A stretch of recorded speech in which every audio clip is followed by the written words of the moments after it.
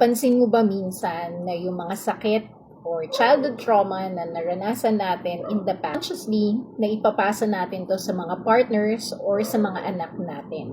Take note that healing is not just for us parents, but it's also for our kids. How can we start healing?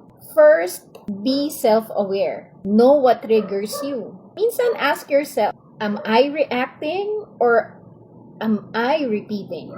Then second, choose healthier responses like kapag nasa heat of emotions ka na, take a pause, breathe in, and then tsaka ka mag-react. And then third, remember na kung ano yung mga hindi mo naranasan sa mga parents mo, like validation, hugs and kisses, or presents, pag-aralan mo na maibigay yon sa mga anak mo. Breaking the cycle is the ultimate gift that you can give to your children.